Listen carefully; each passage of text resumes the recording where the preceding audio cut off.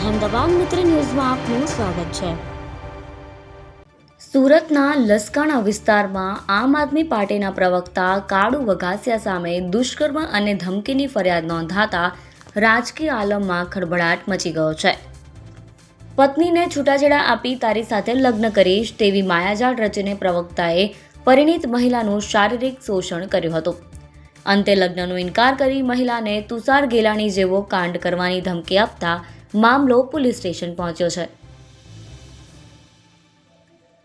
લસકાણા વિસ્તારમાં રહેતી પીડિત મહિલાનો સંપર્ક કાળુ ચતુરભાઈ વઘાસિયાએ ડિસેમ્બર 2024માં સોશિયલ મીડિયાના માધ્યમથી કર્યો હતો।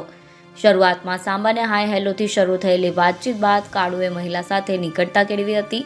રાજકીય વગ ધરાવતા કાળુએ પોતાની મીઠી વાતોમાં મહિલાને વિશ્વાસમાં લીધી હતી। કાળુ વઘાસિયાએ મહિલા સમક્ષ પોતાના અંગત જીવનનું દુઃખ રડ્યું હતું। તેણે જણાવ્યું હતું કે તેને તેની પત્ની સાથે બનતું નથી અને પત્ની લાંબા સમયથી પિયરમાં રહે છે।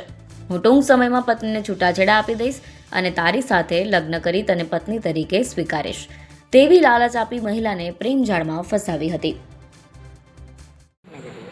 આજરોજ લસકાણા પોલીસ સ્ટેશનની અંદર ગુનો દાખલ થયો છે અને કાળુ વઘાસિયા નામના વ્યક્તિ આજથી 1.5 વર્ષ પહેલાં ફેસબુક દ્વારા મને સંપર્ક કર્યો હતો।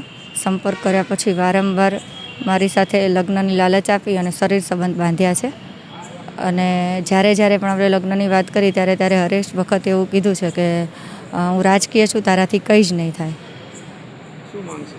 મારી એક જ માંગ છે પ્રશાસન પાસે કે આવા વ્યક્તિઓને જલ્દીથી પકડી અને કડકમાં કડક જે પણ સજા થતી હોય એ તાત્કાલિક ધોરણે કરવામાં આવે।